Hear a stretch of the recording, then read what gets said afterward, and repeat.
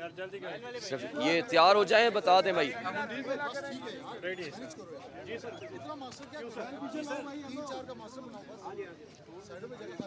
बिस्मिल्लाहिर्रहमानिर्रहीम। आज और कल जिस तरह जुल्म, बर्बरियत, फस्तायत और यजीदियत पूरी दुनिया देख रही है और जो इंसाफ का जनाजा उठाया जा रहा है पूरी दुनिया देख रही है, वो मैं समझता हूँ पाकिस्तान की 76 साल तारीख़ में वो बदतरीन मिसालें कायम की जा रही हैं जो आज तक ना तो ऐसे मुनसिफ हमें मिले जो इतने बदनुमा दाग लेके ज़िंदा हैं और अपने ज़मीर के सामने शर्मिंदा भी नहीं हो पा रहे। एक काबिल अफसोस बात है कि पाकिस्तान की तारीख़ में बड़ी बड़ी नाइंसाफ़ियाँ हुई हैं।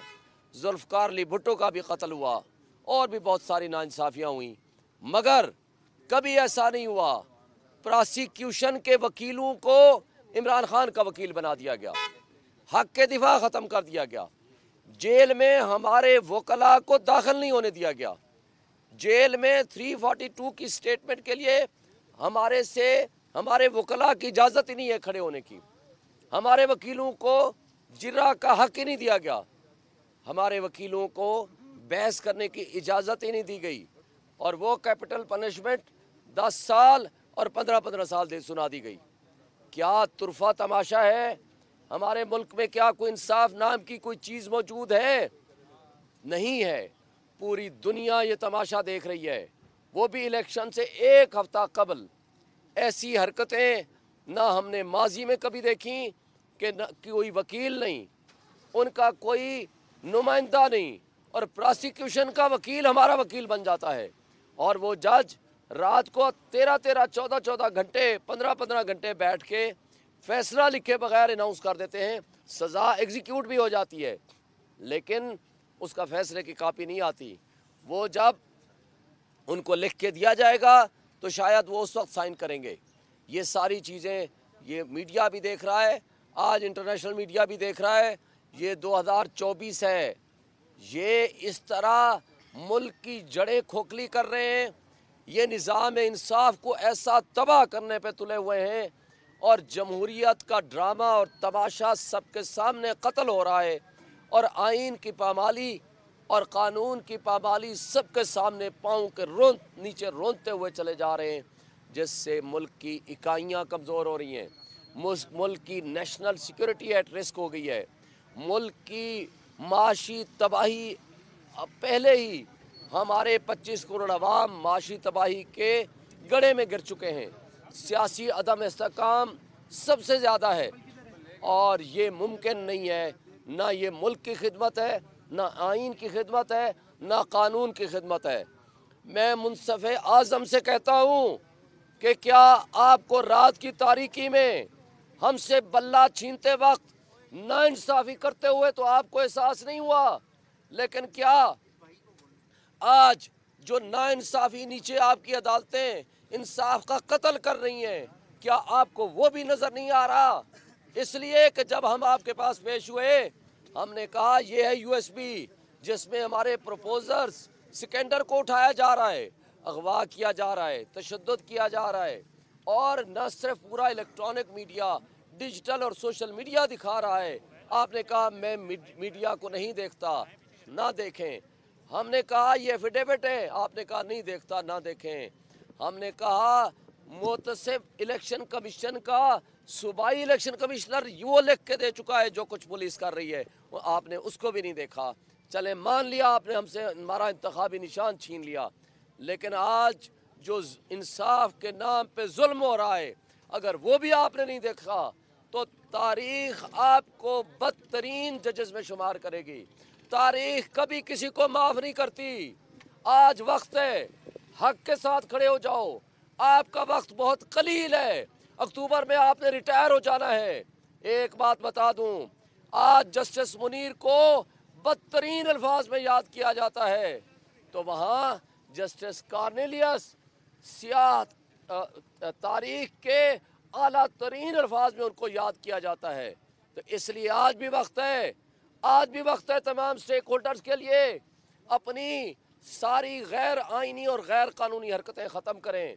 आप इंसाफ का दामन हाथ में ले लें, लोगों को उनका हक दें। लोगों का ये हक है कि वो किसको वोट देना चाहते हैं। आज पूरे मुल्क में जो तमाशा रचाया जा रहा है हम सब के सामने है। ये आपने देखा, आज हमने वर्कर कन्वेंशन रखा। इस वर्कर कन्वेंशन को मुझे बता दें किस कानून के ताबे ये रोक सकते हैं।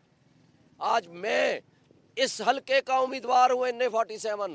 मेरे से मेरा इंतखाबी निशान बल्ला छीन लिया, मुझे इंतखाबी निशान फाख्ता दे दिया। हमने उसको भी तस्लीम कर लिया।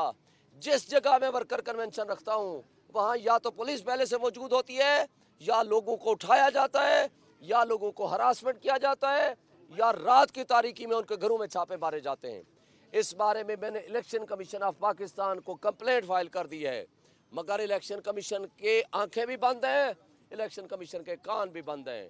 और अफसोस से कहना पड़ता है, अगर मुंसिफ आला और मुंसिफ आज़म की आंखें और कान भी बंद हो जाएंगे तो ये लोग अवामी इनकलाब लाएंगे।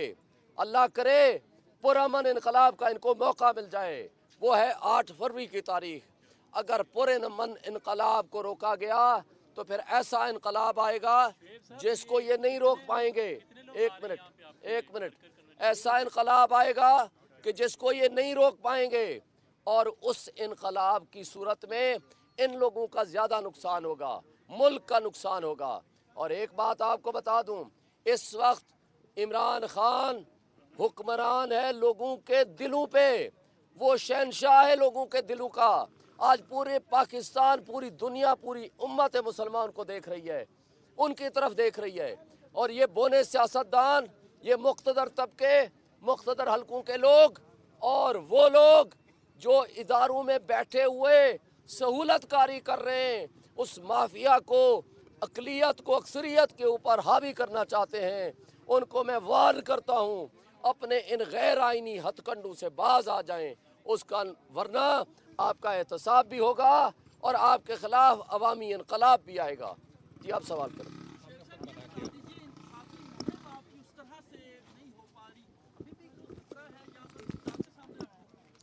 हमें खतरा नहीं है। मैं तो कहता हूँ आओ भाई, ये जो पुलिस वाले खड़े हैं, ये जिनके गुलामी कर रहे हैं उनको मैं वार्न करता हूँ, आए अगर आपने FIR काटनी है तो शोएब शाहीन को पहले हथकड़ी लगाओ, लेकिन मेरे सपोर्टर्स को ब्लैकमेल मत करो, उनके घरों में छापे मत मारो।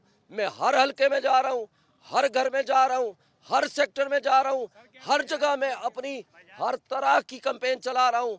और जिसको हरास करेंगे मैं थाने भी जाऊंगा, पुलिस वालों को भी कहूंगा। मैंने इलेक्शन कमीशन को भी अप्रोच कर लिया है। एक बात बता दूं, इन सब का एहतसाब होगा और इंशाअल्लाह वो वक्त दूर नहीं है। और मेरे पोस्टर्स, मेरे बैनर्स सरकारी गाड़ियों में वो उतारे जाते हैं, सरकारी गाड़ियों में। और उसके बाद ये मुझे बताएं, मैंने अपने मुखालिफिन से मुकाबला करना है या पुलिस से मुकाबला करना है? क्या रियासती इदारों से मैंने इलेक्शन लड़ना है या मुखालिफिन से इलेक्शन लड़ना है? आज रियासती इदारे मेरे मुकाबले में इलेक्शन लड़ रहे हैं, लेकिन अल्हम्दुलिल्लाह बहुत भारी अक्सरियत से हम ये इलेक्शन जीतेंगे और अवामी इनकलाब आएगा 8 फरवरी को। आप रिजल्ट देखना। आपके बाजोड़ में जो तहरीक इंसाफ के उम्मीदवार हैं, उनके ऊपर कातलाना हमला हुआ है और वो आज शहीद हो गए हैं, तो इस सारे मामले को आप किस तरीके से देख रहे हैं? देखें, ये जानबूझ के ऐसा माहौल क्रिएट किया जा रहा है कि हमारे PTI का सिब्बी के कल उधर हमला हुआ, आज वहाँ हमला हो गया।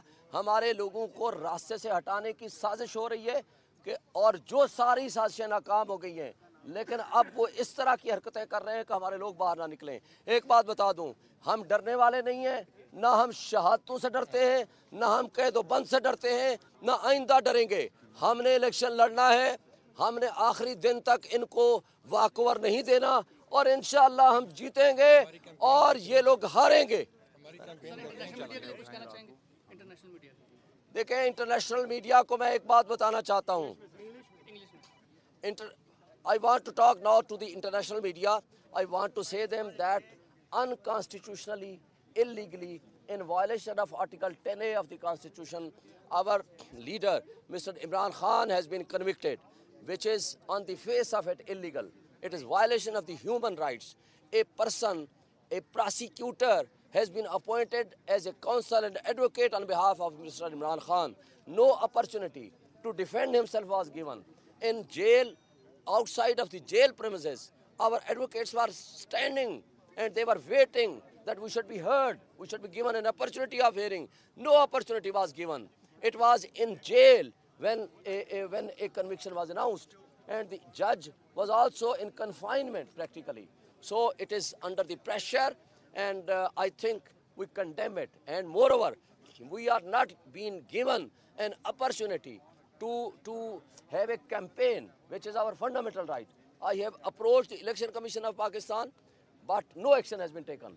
And you see here, there was a worker convention. You see the police. We are not allowed to enter in the premises. So it is on the face of it illegal, unlawful, violation of the fundamental rights, violation of the basic democratic norms, violation of the constitution, violation of the code of conduct.